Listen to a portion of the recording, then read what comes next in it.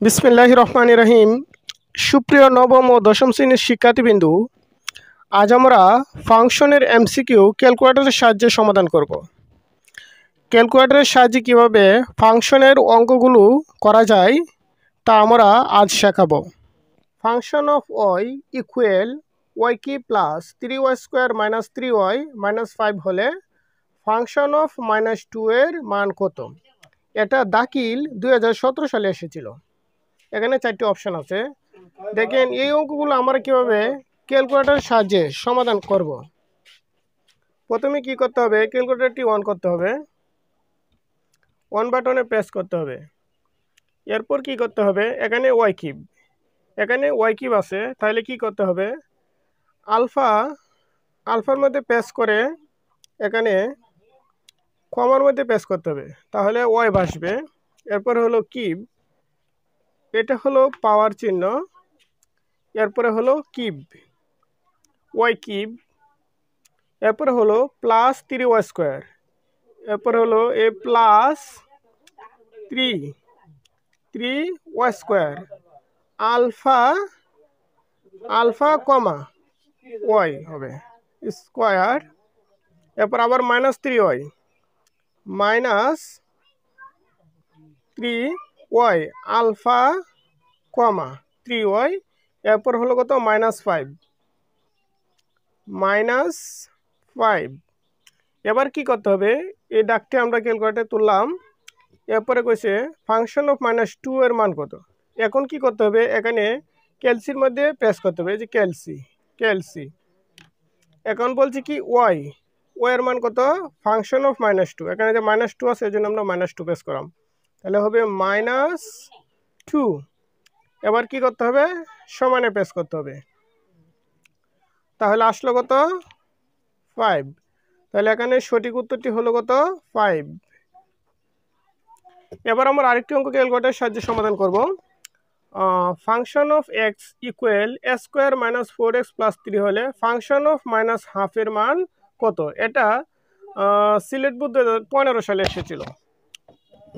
এখানে আছে কত, এক্স স্কোয়ার মাইনাস 4x, তাহলে এক্স স্কোয়ার মানে আলফা প্রেস করে এক্স হলো কি এই প্রথম ব্র্যাকেটের মধ্যে এক্স, ওই যে দেখেন এখানে এক্স আছে, তাহলে আলফা এক্স, উপর আছে স্কোয়ার, তাহলে যেন পাওয়ার 2, তাহলে হলো এক্স স্কোয়ার।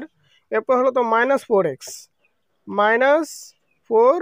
হলো আলফা, এই যে এক্স 4x, এরপর হলো কত +3 কইছে হলে ফাংশন অফ -1 এর মান কত। এবার কি করতে হবে, ক্যালসিতে প্রেস করতে হবে, যে ক্যালসি। এখন এক্স এর মান হচ্ছে -12, তাহলে দেখেন এই যে -12 বলতে 1/1/2, তাহলে যে এক, এখানে ভাগ চিহ্ন হলো যে এবিসি ভাগ হলো 2, ওই যে -12 বলতে 2, এ হলো 2। এখন কি করতে হবে, এখন আবার সমানে প্রেস করতে হবে, তাহলে সমানে প্রেস করলে দেখেন আসছে 5 সমস্ত মানে 1/4 দশমিক মানে এসে পড়ছে। এখন কি করতে হবে, আমরা ভগ্নাংশের মান যদি পেতে চাই তাহলে কি করতে হবে, এখানে শিপও প্রেস করে শিপ আর হবে কি তা এই যে এবিসি, তখন আসছে কত মানে 21/4, এটা হলো 22 চিহ্ন, তাহলে 21/4। এখানে অপশানটা হলো এই খ মানে 21/4। এবার আমরা আরেকটি অঙ্ক সমাধান করব। 3 নম্বর অঙ্কটি সমাধান করব। 1 + x² + s³ হলে ফাংশন অফ -1 এর মান কত?